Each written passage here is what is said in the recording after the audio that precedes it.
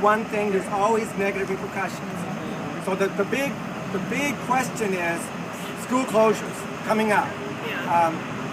Because a lot of teachers, especially, and I'm going to be 60 next month, I would not want to be a public school teacher, 60 years of age, and be looking for a job. So I fully understand what teachers go through there. So I think the mediation is going to be the route. Mediation means everyone loses a little bit. So, and I've gone through mediation before myself. I don't like it, but I think that's the route to go. I have a question. I live on Buena, and I want to know that if you are going to put any sort of a statement, whatever you want to say, just as a mediation or whatever you want, are you going to put something on your website for the community? I did some on Facebook, and I've done some on Twitter, and I was actually getting ready to do that last night. Then I heard talks, it was just almost ready. Yeah. And it was like, I felt like that me coming out the last moment sent a message that I was a wimp. I'm not, but I didn't like that message. Because it's still not resolved, I do want to create a statement. That statement will be very similar to what I just said now. That's great. That's all we want. That's exactly what you said, because as a resident here, I was shocked when I read the news on the City Hall gathering of aldermen, and I felt that I have another property in 48th Ward, and neither of these people are coming and saying something. You know, either way, just be unbiased and say what you want, but at least we would like to know where you're standing. And as a resident and a teacher in your ward, I mean, I greatly appreciate you not signing that letter. That was hands down. Well, I'll say this. I didn't even know about the letter, number one. Okay. I'm going to be honest. Thank you. But number two, I would not have signed the letter. Thank you. It's not appropriate to sign the letter because, again, it's just as here, like whose side are you on?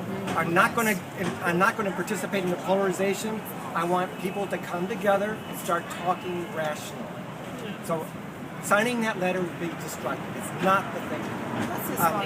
When I was in, I had a scholarship to go to Harvard Kennedy School of Government. And I did that in July. And I discussed this very situation. And looking at it and getting the perspective of a lot of different people from all over the country and many elected leaders, all of us did not like the way this was being handled. But I will say this, I am very disappointed that 90% of the teachers chose to strike, and that voice wasn't being heard. That does But disturb just remember, it was after, since November, this negotiation was going on. It was not that we decided in November or December or even January. We decided that was our last resort. And we got the last resort we used just because we were forced to. And out of curiosity, who would choose the mediator? How would that process work? I mean, who would come to? Would it come from the union? Would it come from the board? Would it come from the I think it really needs to be someone outside the city of Chicago. So who would choose it? What would the process be? Well, it certainly would not be the mayor. It certainly would not be anyone on CPS. And it would certainly not be anyone involved in CTU. But they did have a mediator and nothing was done with it. It needs to, well, they had someone come in and give us some advice, but they didn't do mediation. I want from the federal level? I want mediate. I mean, in your opinion, where should the mediator? You know what? The best mediator is one that both CPS and CTU can agree on. That is the ideal mediator.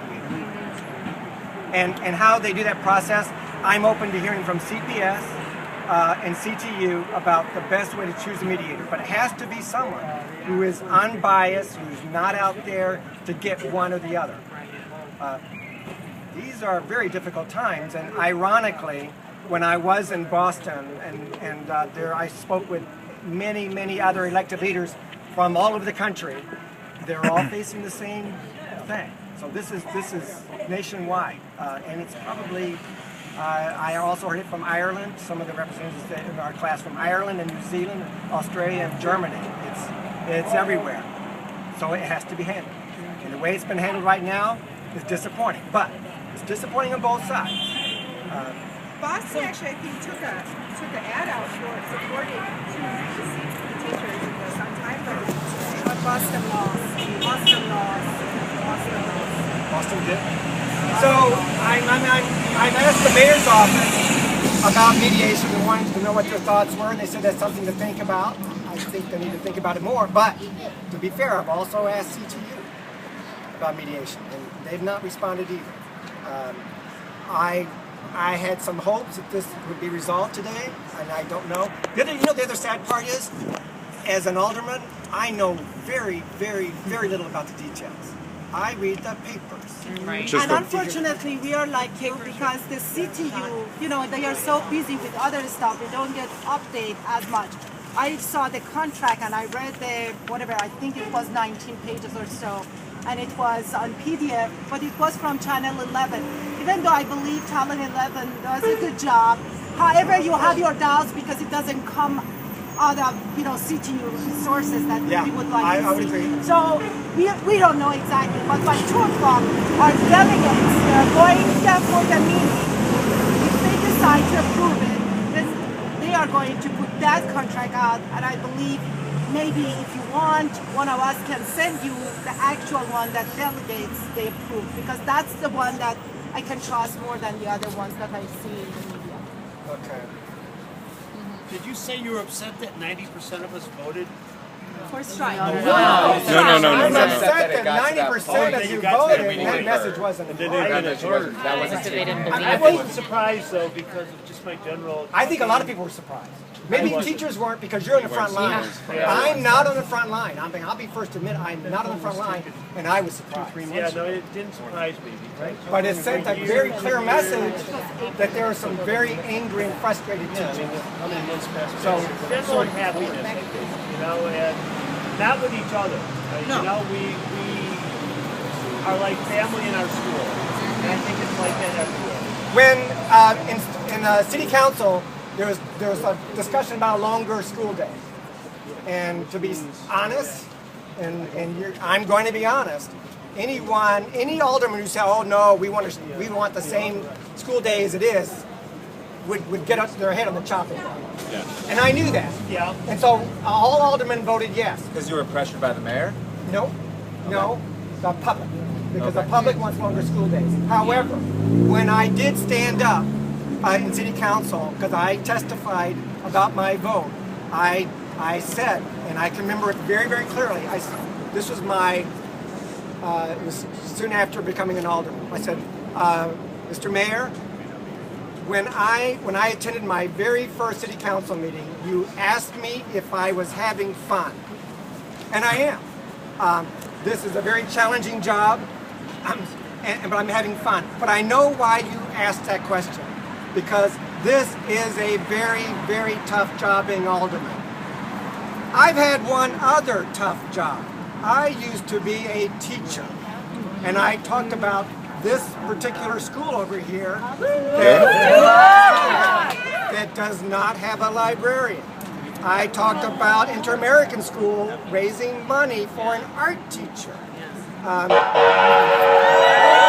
I think it's sad that kids don't have physical education every day. I think we can have a longer school day without putting more work on the teachers. I think we need more unsupervised playtime for some of these kids so they can learn to negotiate with one another. Absolutely. I want teachers to be able to have at least a 30-minute lunch. I had 15 minutes, which is crazy. I'd like to be able to drink water and go to the bathroom. Yeah. Amen. I'd like to not have to spend the little money I did have on science supplies so my kids could do a science experiment, because our school had no money. So I get it. I get what you're going through. I'm saddened by all What this. about school closures? Like, what are we going to Yeah. James, I just want to say thanks for your support for our school and your efforts for the Friends of the 46th Ward and trying to reach out to schools. I know you weren't able to come to the last meeting, but there are only 5 people there. So I hope that a lot of this brings awareness to the fact that there are people in the community that want to come out to the schools in this area, and I hope the schools are able to attend these meetings. Is there a certain newsletter they should sign up for? I know I'm a part of the newsletter for your office, but specifically for reaching out to the schools, so that the schools know. Someone in my office would know about that. They keep track of those details. Okay. As far as school closures, I looked at the vacancy rates in some of these schools, and a large number of them are at a third capacity. We've had, this particular ward has the fewest number of children. The south side, 200,000 families have moved out. So we're in a problem. This particular school, grade school, had 17 graduates from 8th grade. That's a problem. Yeah. I don't know the answer to that. We can't sustain it, but that's where CPS and CTU have to work together to answer those very tough questions. But also specifically, also a teacher in this ward, resident of this ward, you know the specific challenges of our area schools, Stewart, The high number of kids who live in homelessness, who have parents with alcohol and drug addiction. But also, we know the violence that goes on in this neighborhood, and I'm concerned if 3 schools get shut down and everyone gets housed in one school, we have a serious violence gang problem over here. So how are we going to control that by still ensuring that everything is safe for our children? I mean, just walking, if a child has to walk from Uplift over to Stockton, that's a long walk through a lot of different territory, depending on where they live or what they may or may not be affiliated with. We have just over 1,500 students from 7th to 12th grade living in the 46th ward. 15% of them go to Uplift. 85% leave the neighborhood and they go to other schools. One of the best ways to stop violence is to have the safe passage program. So how can we? I mean, Here's I'm the just problem. concerned. Right. We can't do the safe passage program because we don't have enough parents who send their kids to the neighborhood schools to be outside when school Busing lets is out. another issue that they are working on it to provide busing for certain schools they are closing. However, the last news on closing the schools for that 100 that they were talking about, not that we can trust CPS for whatever they say, but at this time they said, the last news I read, it was that they promised they're not going to close any school this year. But Well, they're going to announce it in December. that's media, so hey, we can't trust the media as much. It's not going to be free. No, it's not. Can I give you a flyer for our rally? I'm going to go to this appointment. I can come back out and talk later. Thank you so much. Thank you. Thank you. Thank you.